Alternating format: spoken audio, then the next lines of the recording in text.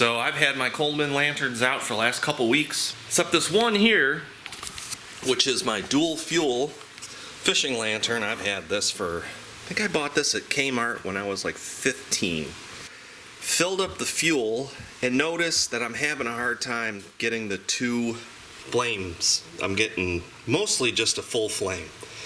I can't really get this thing to burn low. Let me show you. So what I do to get it to light is I'll go and turn it on, and I wait, as I've shown in other videos in prior years, I'll wait till I start hearing it spit, and you'll hear it, and then I'll shut it off. And that means I got fuel coming up. Hear that?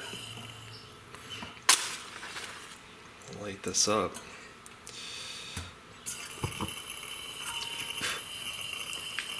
So what has to happen is that generator tube needs to heat up. And when that heats up the inside, it's going to atomize the fuel. And then we're going to get a nice burn. But you can see is if I go full, or I go here, or I go full, it doesn't change anything. If I go down, there's like a little detent right, it's hard to find it. Oh, right there. There's a little detent right there. And that should be low. If I leave it there and that detent, and it feels a little gummy, those will burn out. This should be in low, and see if I have to do that to keep it to run. Alright, we're back at it. A couple days later, it's Monday evening, and we received the Coleman generator. This is a designed to fit Coleman 282s and 285s, and this is a 285. This is what it looks like, nice and new, and it's got the, I want to see if I can see the top coming through, that little needle. There's that little needle. Let's see if I push on it.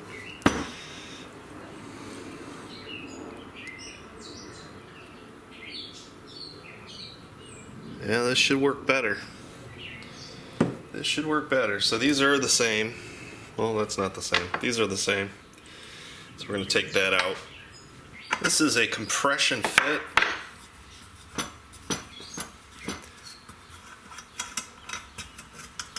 This is a compression fit, so there's no need for any pipe dope. We got a little on the bottom. I'm going to take that off. So I'm going to take that C-clip, move that out of the way. Turn.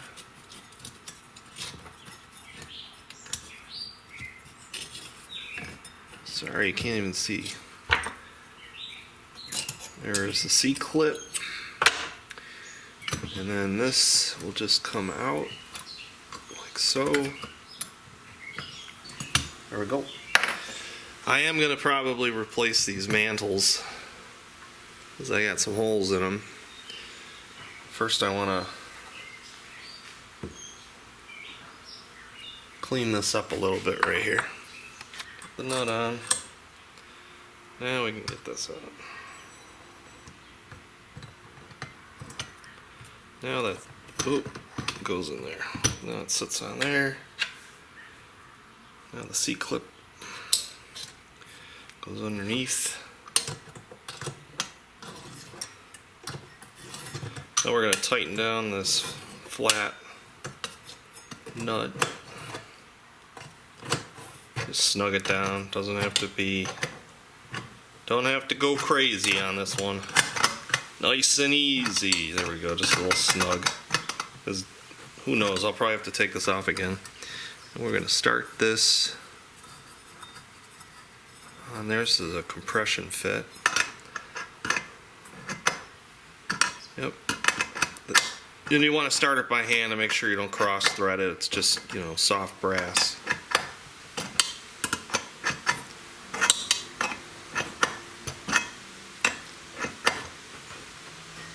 Snug that down like that. Alright, so I popped the old mantles off. you just tie on. If you have a choice, there's different mantles out there. These use 21s.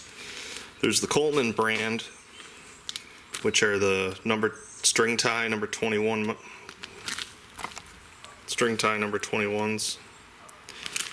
Let's see, we have a model number on here. Just model 21, really. String tie number 21s. So that's what you're looking for.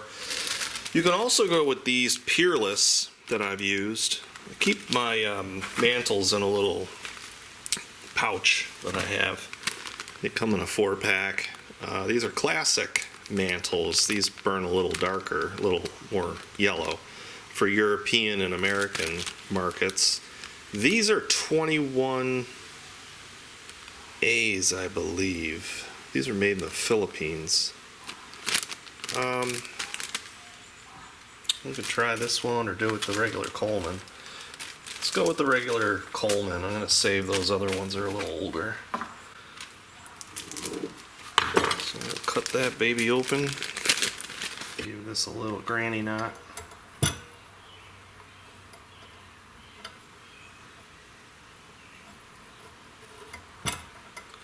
Make sure that's around the bottom.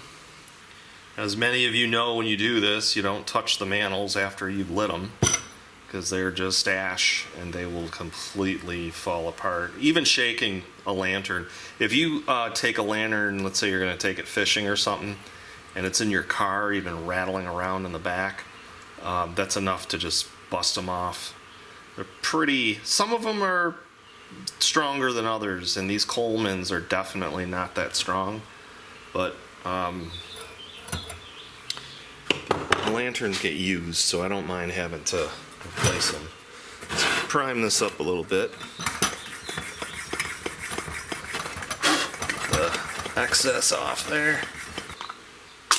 So without fuel, we're just going to light them on fire. They're going to go and get, oh, it's real smoky too. You'll see them shrinking and so burn up. Don't touch them. Don't do what I just did.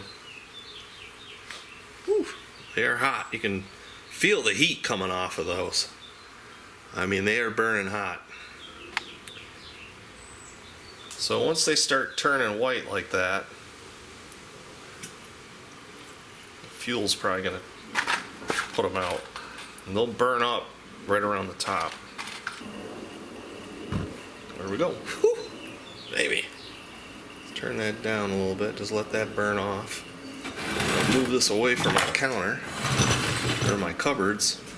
And you want to do this with the globe off, because you can see how sooty it'll get, and then it'll stain your glass.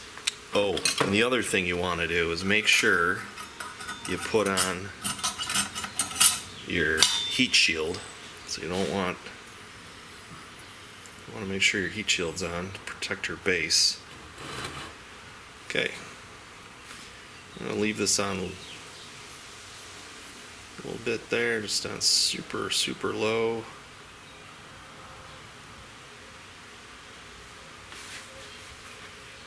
Still getting some smoke off the top. You can see how black it is at the very top. If you can see that, you want that to all turn white, so you get all that dark smoke and soot off. I'll relight this here. See how white that got.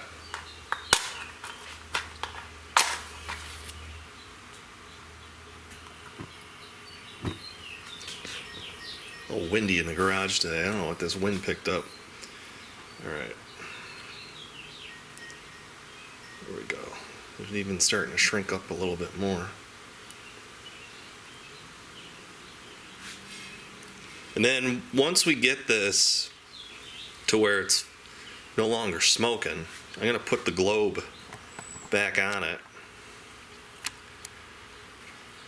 Put the top on, get that all settled in, and then we'll burn it. And then it'll burn hot. It's going to take all that carbon right off. These things, they get hot. There's no doubt about that.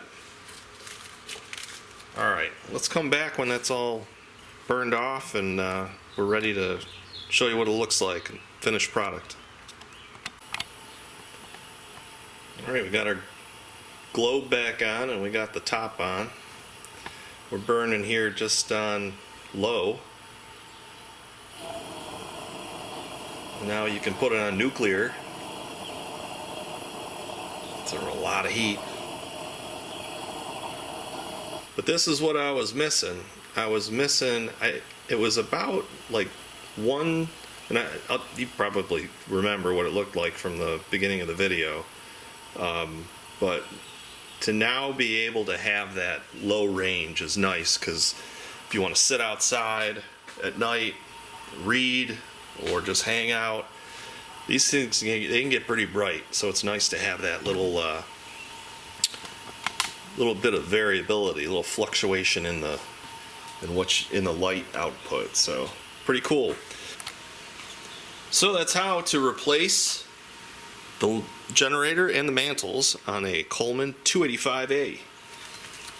I'm going to replace the mantles. They're 21s, number 21s, so look for those. And the generator is, again, they covered up, this is the Amazon UPC, they covered up the other one, which is typical what they do. 282s or 285s is what you're looking for. There isn't a model number, you're just looking for the 285. It'll say on there for 282s or 285s, which are typically going to be your 2 mantle lanterns. So that's how you do it. I want to thank everybody for watching. Put down there in the comments what you're doing with your lanterns, if you have them. Coleman's, stoves, lanterns, Ozarks. Hope you're out there using it, and hopefully this video helped if you run into any trouble. We'll see everybody in the next video.